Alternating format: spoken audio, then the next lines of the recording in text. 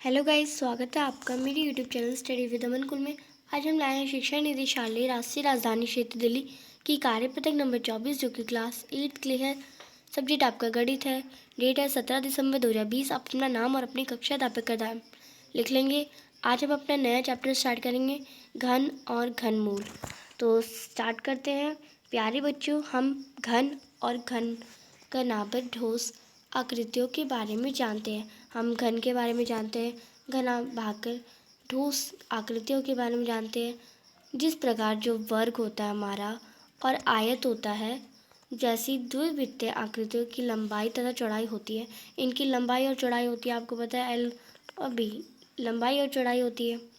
और क्षेत्रफल वर्ग सेंटीमीटर मिलते हैं, और इसका जो हमारा क्षेत्रफल होता है वो हम वर्ग सेंटीमीटर में लेते हैं। तो ये हमने वर्ग और सेंटीमीटर में लिया। पर उसी प्रकार जो हमारा घन और घनाभ होता है, जो ये त्रिविमीय आकृति होती है, ये जो हमारा आपका ये हो जाए वर्ग है आपका, ये द्विविमीय यानी 2D आकृति होती है। पर जो आपका घन और घनाभ होते हैं ये 3D होती है। इसी प्रकार इनकी लंबाई होती है, चौड़ाई होती है और ऊंचाई होती है, यानी कि 3 होती है। लंबाई होती है, चौड़ाई होती है, ऊंचाई होती है। और आयतन घन सेंटीमीटर लेते हैं। इसमें हम वर्ग सेंटीमीटर नहीं लेते, हम इसमें घन सेंटीमीटर लेते हैं। तो ये हमारा घन हो गया और ये सेंटीमीटर। अब हम घन आकृतियों का आयतन ज्ञात करेंगे। तो हम इनका आयतन ज्ञात करते हैं। याद रहे 2D जो शेप्स होती हैं आपकी, और ये 3D होती हैं। 2D में क्षेत्रफल निकालते हैं। इसमें सेंटीमीटर का स्क्वायर लगता है और इसमें लंबाई गुणा चौड़ाई होती है। तो ये मैंने बस L/B लिख दिया, लंबाई गुणा चौड़ाई। और ये 2D में होती हैं। और 3D में आपको ये याद रखना है कि इनमें आयतन निकालते हैं हम, क्षेत्रफल नहीं निकालते, इनमें आयतन निकालते हैं। इसमें लंबाई गुणा चौड़ाई होता है और गुणा हाइट होता है। तो ये 3 इनमें होता है। और ये सेंटीमीटर का क्यूब यानी सेंटीमीटर का घन लिखते हैं। तो ये आपको बताया गया, घन सेंटीमीटर लेते हैं। आगे देखते हैं। मज़ेदार बात बताई गई है आपको, जो त्रिविमीय आकृतियों के प्रत्येक फलक द्विविमीय आकृति होती है।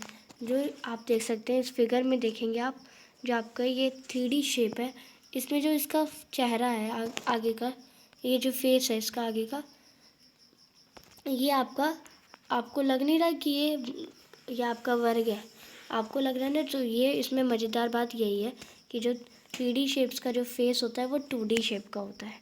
अगर हम एक क्यूबॉइड को ले लें, घनमूल को ले लें, तो उसका भी जो फेस होगा वो एक आपका आयत की तरह होगा।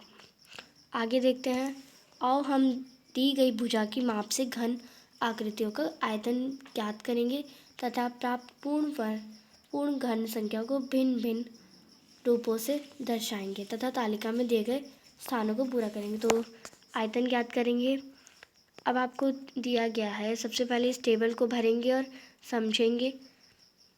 ये आपकी घन की भुजा का माप है, घन का आयतन है, और ये घन का आयतन इकाई में है, घन संख्या है, घनत्व रूप है, विस्तारित रूप है। तो सबसे पहले हम देखते हैं, एक इकाई दे रखी है हमें, तो घन का आयतन कैसे निकालते हैं हम, 1 को गुणा 1 से करें, यानी लंबाई चौड़ाई और ऊंचाई। तो ये हमें एक ही दी गई है तीनों।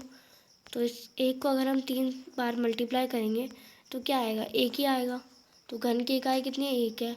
घन का आयतन कितना हो जाएगा, 1 घन इकाई। तो घन लिखना है और इकाई लिखना है। और जो घन संख्या है, पूर्ण घन संख्या है, वो 1 ही है, क्योंकि जो हमारा आंसर आया वो 1 ही आया। अगर हम 2 गुणा 2 गुणा 2 गुणा करते तो 8 आता। तो घन संख्या कितनी होती, 8 होती। घनताकीय रूप यानी इसको हमने एक्सपोनेंशियल यानी घनताकीय रूप में रखा है। तो ये अगर हम 1 को 3 बार मल्टीप्लाई कर लें तो 1 की पावर जो चढ़ जाएगी वो 3 पर चढ़ जाएगी, क्योंकि हम इसे 3 बार मल्टीप्लाई करें। और ये विस्तारित रूप है और ये घनताकीय रूप है। तो ये बताया गया। ऐसे ही आगे करते हैं। 2 इकाई है, 2 गुणा 2 गुणा 2 गुणा 2 है। तो 2 गुणा 2 गुणा 2 कितना हो जाएगा आपका, 8 हो जाएगा। 8 घन इकाई है, 8 पूर्ण आपका 1 पूर्ण घन इकाई है, पूर्ण घन संख्या है, और ये आपका घनत्व रूप है, ये विस्तारित रूप है।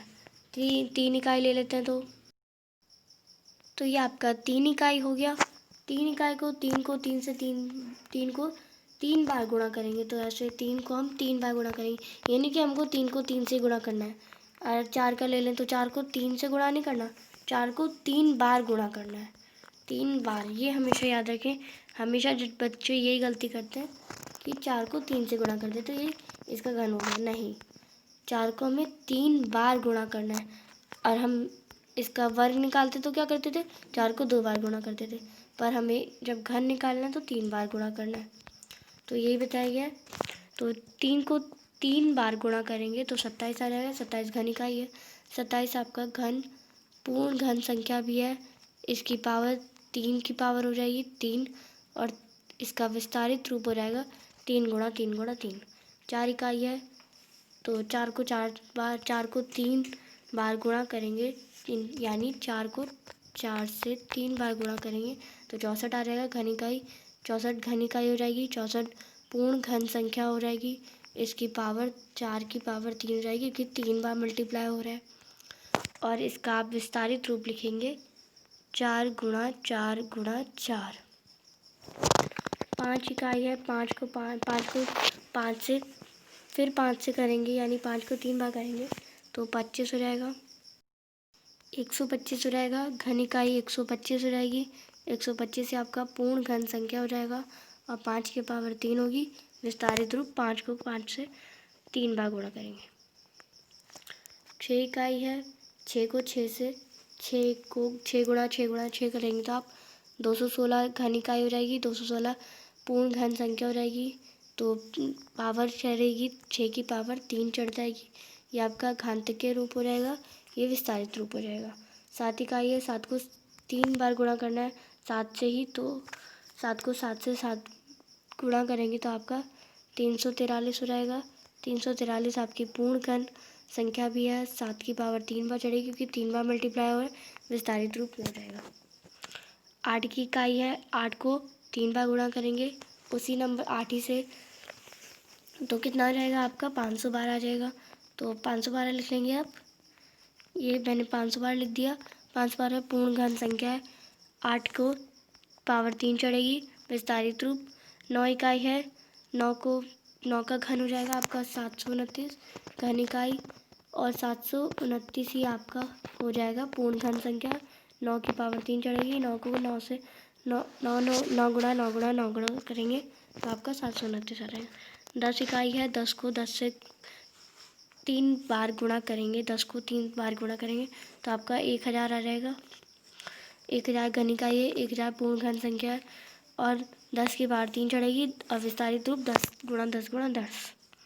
तो ये आपकी टेबल थी। अब इस टेबल से हमने क्या क्या प्राप्त किया ये देखते हैं।